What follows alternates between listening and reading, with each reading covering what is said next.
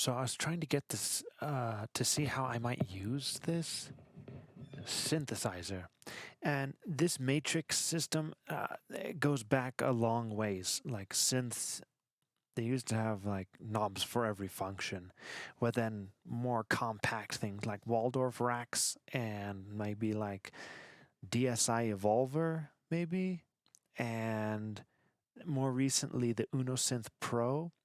They have a matrix like this. So depending on which row this red LED is on, will determine what the four knobs do. So if I'm here down here in the filter section, this one will do filter cutoff 0 to 127, which is 128 values, which is of course the standard, as we know. And if we're down here, this same knob will do the LFO1 shape. When we can turn it off, or we can choose from triangle, sine wave. Let me switch the camera. So yeah, we have the same knob does multiple things, but only one thing at a time.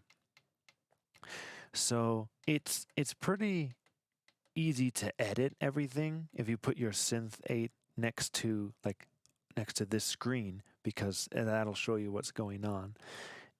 It's more difficult if you have this synth plugged in down here, because it's a later module. You might have it down here. You added last to down here, but yeah, most people have caught on immediately as soon as they plug this in that, hey, this module sits better in this section of the piano, because as you know, you can customize the front panel and take this out and slide it down there and swap them around.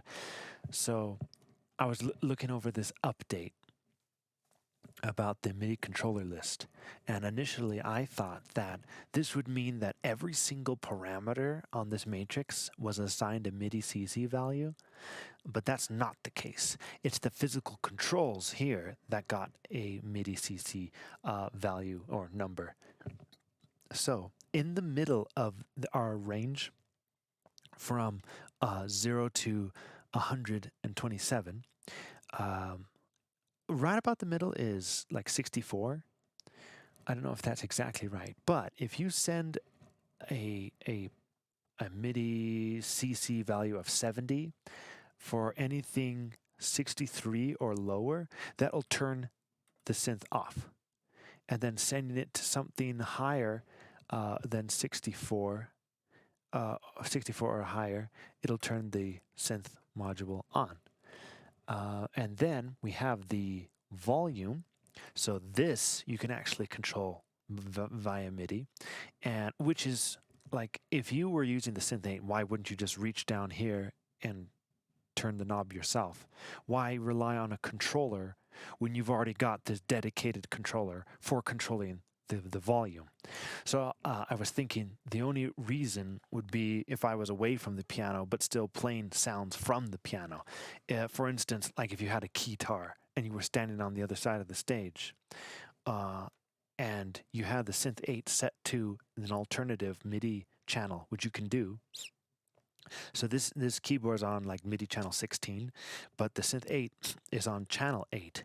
So this keyboard will only trigger the Synth-8 and not the rest of the piano sounds, because it's all on one unique channel. And I wish that you could put more unique channels, more alternative channels there, because if we go into, whoops, don't do that, system, and you go into MIDI settings, I think you can do MIDI, the alternative MIDI channel. And I wish there were a bunch of these, but there's only one. So that's for 8. And then you go into edit and go down to your synth module and into general and set the alternative channel to on, because usually that's off. So yeah, 2 menus. It's like the overall system menu and then the edit for the specific module menu. So anyways, you have choices about, let's switch back to this. So this top position, it controls oscillator shape oscillator coarse, oscillator fine tune, and level, how loud the oscillator is. So if you see on this computer screen, basically the first knob will scroll between these values of 0, which will be sawtooth, and go up to, like, I don't know how many that there are, like 15, like 14 or 15. And 15 will be like the fat pulse 2. And so the next knob will control oscillator coarse tune, which will be negative 24, because we know that 12 steps is an octave, so this will be putting it down 2 octaves, or in the other direction, 2 octaves up there. And 24 plus 24 is like 48. So this knob will be controlling that shortened range. Shortened range. For instance, like the full range we expect is the 1 to 127, but if there's not that much data in there to control, then it's going to be kind of truncated into this smaller range. And I think what is happening here is that the lowest number is still 0, even though it says 24. And the highest number will be like 48 or 49 maybe, and so yeah, it's just a smaller range than the 127 range. So it's depending on what this is set to. These knobs will all control the same thing, but only one at a time, and their ranges will change depending on what you have it set to. Like this first knob, it'll control the full range for the cutoff filter, but then when you come down here to select the shape of your LFO, there's only like 7 steps to scroll between. And that becomes a problem because as you can see here, that these knobs have a Midi CC value. So let's see. Let me load up my Vortex editor for this Midi program here. So I've got this thing, right? And what I want to do is set it to the Midi channel 8, and then if I want this first fader to be the first knob on this synth module here, that means I would set it to CC value 73, and then the minimum would be 0 and the maximum would be 127, because that's to get the full range of the, say, the filter cutoff, for instance. And then the next the next fader I put to channel 8, and then I would go CC number 74, that's 1 up, and then that's the range. So you can get the first 4 faders of this keyboard to react in the same way as the 4 knobs on the Synth-8 module. However, this intelligently truncates the range according to what the parameter we're editing, but your controller won't know to use a smaller range if you have it in the editor set to the minimum of 0 and a maximum of 127. However, there are 8 faders, so you have 2 sets of 4. So what you could do is make the first 4 faders the range of 127, and then if you click this arrow button over here, you can switch to faders 5 through 8. I don't know why you can't get them all on the same screen, but there you go. So you could make this the duplicate. So that would be, what is it? Is it CC 73, and then this one CC 74, 75, and 76 again. But then make all of the minimum 0, but make the maximums like really small, like a bunch of 15s or something like that. Now the thing is,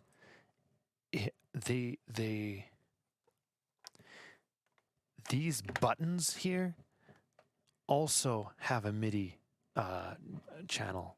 So we have 9 positions of where this red LED can go down in the matrix. Actually, it's 10 because 0 is a value as well as the rest of them. So it's actually 10 positions. And that all has a MIDI channel assigned to them. So how I've arranged it on this is that these 8 pads that you can use for like finger drumming, you can press them to scroll between the different positions of the matrix, as it were. So as I'm pressing these buttons, I don't know if you can see it change. See how I can change it. I'm not even pressing these buttons right now. No tricks. How it scrolls down. This knob is kind of in the way, but see that? Do you see it on screen? It's amazing, isn't it? So what I'm doing is I'm just toggling back between these pads, and that's weirdly the way it has to be done. And so now when I go to, say, filter cutoff, and that's the third one, right? We can start to mess with the first slider here. And as we do this, it'll show us on the number display here 0 and 127, and the numbers react to what position I currently have the slider in. So that's nice and helpful. I don't know if I have sound up, but let's see if we can generate something. So you can hear the filter sweep in action being triggered by a MIDI controller, which, could be helpful.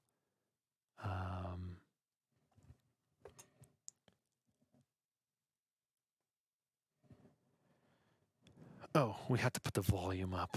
Oh, by the way, this will be a cool thing to show. There's a thumb slider on the side of this thing, and I've assigned that to MIDI channel 8, of course.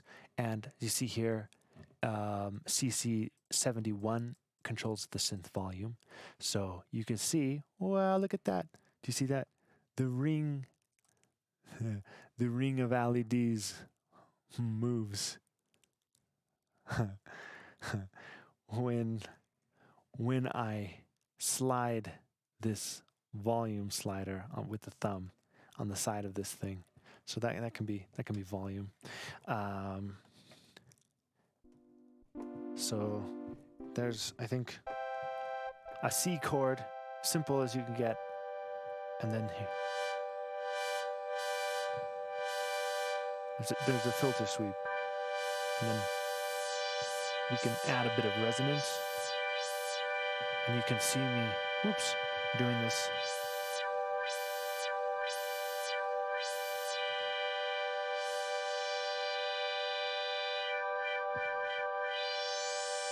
And then how about we add a bit of filter drive, right?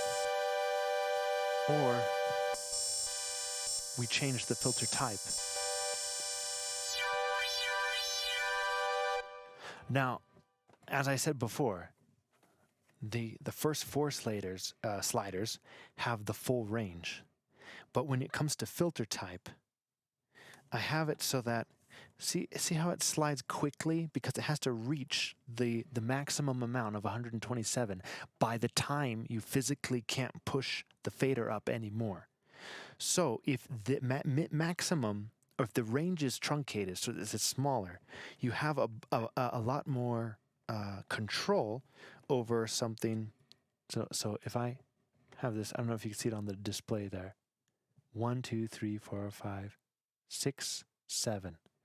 So that's 8 different filter types, right? Because 0 is a value 2.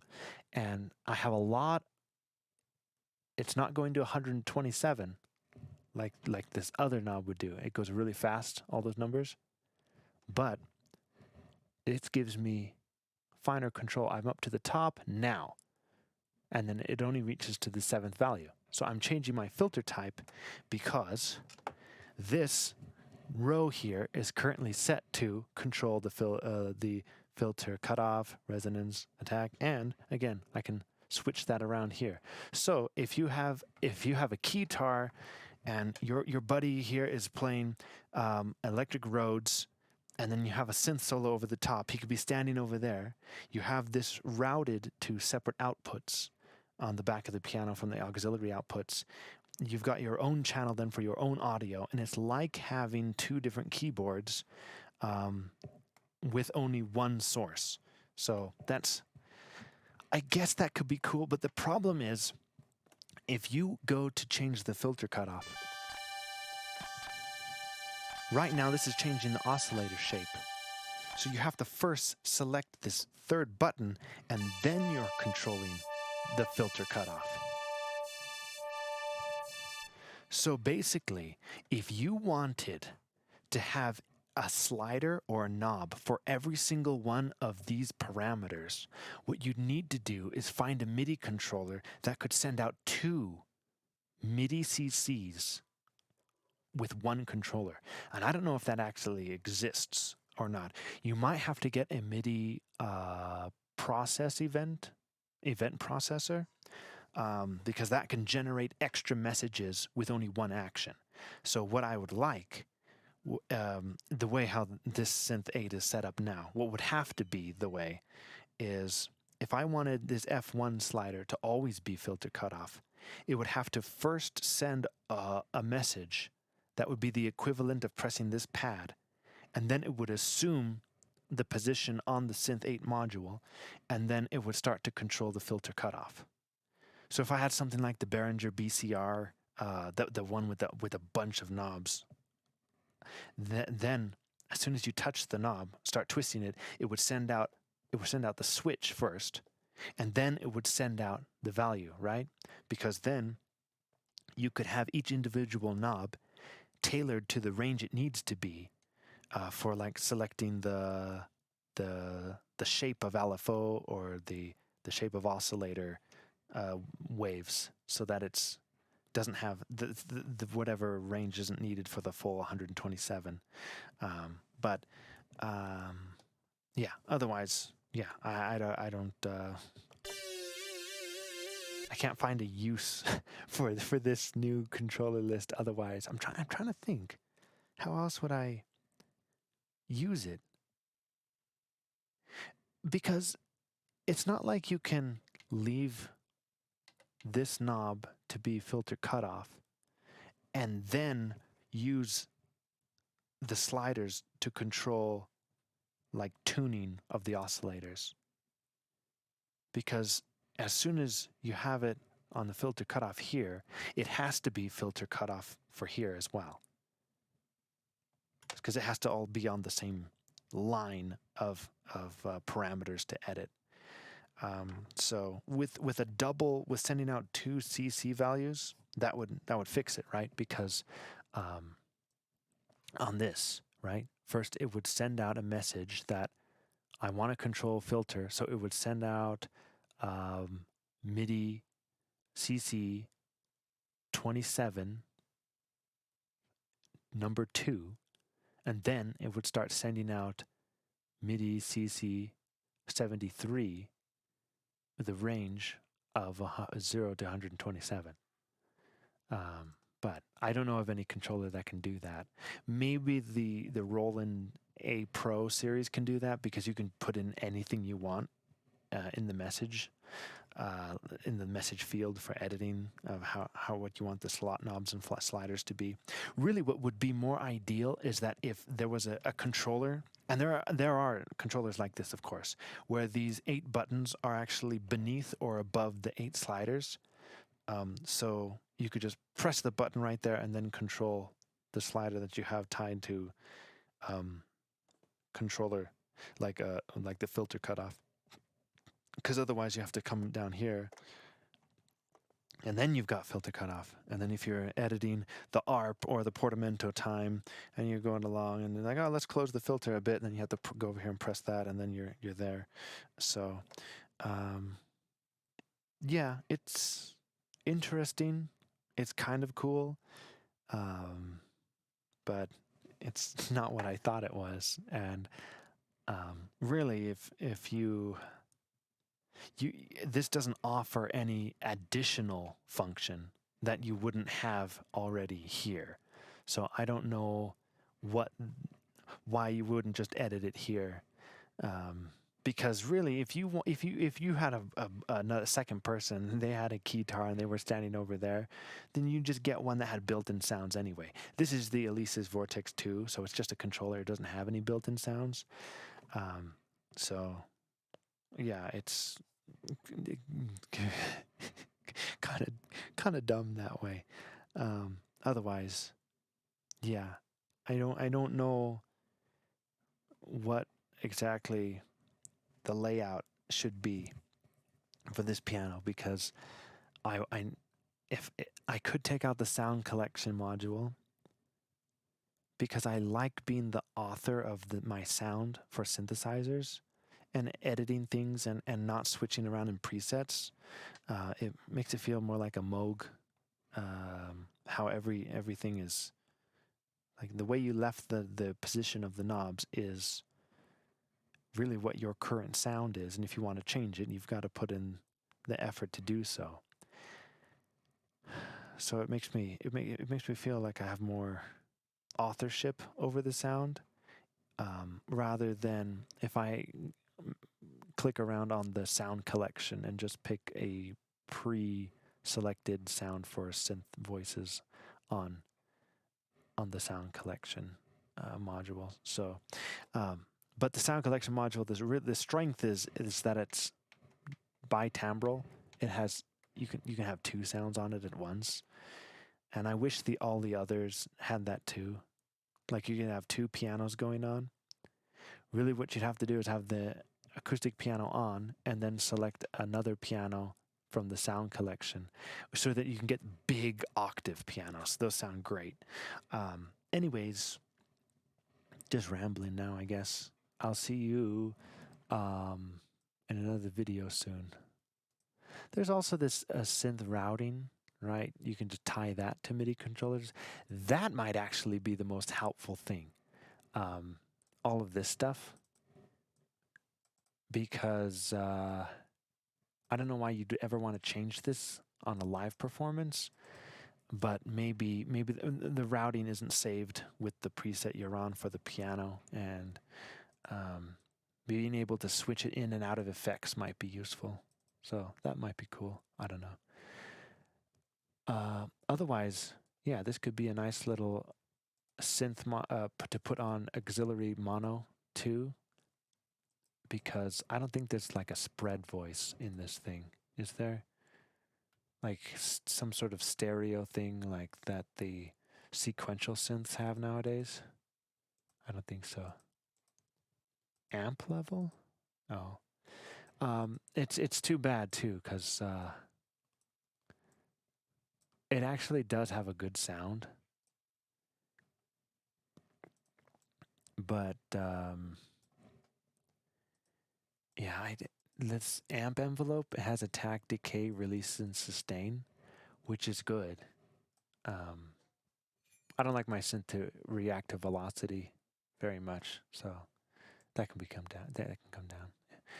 But for the mod envelope, you only get attack and decay, so that kind of hamstrings it a bit, because I'd like this envelope to be my amp and the amp envelope to be the mod, so that the mod envelope could have attack, sustain, decay, and release, and then the amp envelope would be the one that would only have attack and decay, because I play with mod envelopes for the filter more than I do for an amp envelope that only controls volume. So here in the mod, you can put this envelope, which only has attack and decay, to the filter and to the pitch amount, which makes the pitch go crazy. But I want there to be able to switch these two things, or if we could just add the other stages of the envelope, sustain and release, to this mod envelope, that would increase it. And then there's a unison mode, and for some reason and poly, you can't put portamento time. You know how you have that THX sound in the theaters that like you press a big chord and all the pitches kind of start in some random place and they all build to the pitch that you have pressed down for each key. It's a cool effect for poly synths, but the portamento only works in mono or legato voice modes. So I wish that poly had portamento time too. That's a sad thing. That's too bad. Otherwise, this is pretty cool. One thing that kind of makes me sad about using this controller for the Synth-8 is that this controller has aftertouch, and I don't know if there's a way to make aftertouch control something, right? So you have like this foot switch. You can make it send aftertouch information out from the piano, but there's no way to receive it from an outside source and then tie it to something. Like if I wanted the filter to do that wobbly thing, like where do I make aftertouch be that?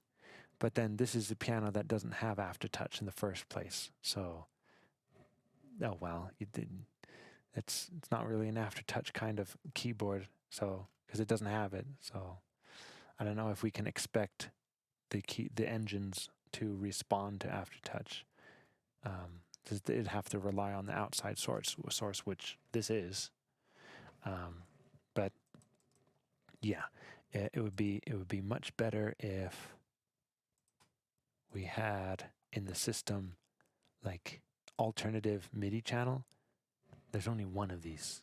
We can only set this to it's sad. It makes me sad because if we set it to 8 like we have it, I need another line where there's alternative keyboard 2, so that each one of these modules can have their own individual MIDI channel. And then what you could do is just stack a bunch of MIDI controllers on top of this keyboard, like I have up here, right? So this section of the keys could be controlling the clav, and then this section of the keys, could be controlling the electric piano module. But yeah, sadly, there's only one alternative MIDI channel at the moment, and probably I don't know. Anyways, that's all for now. I'll see you in another video soon, maybe.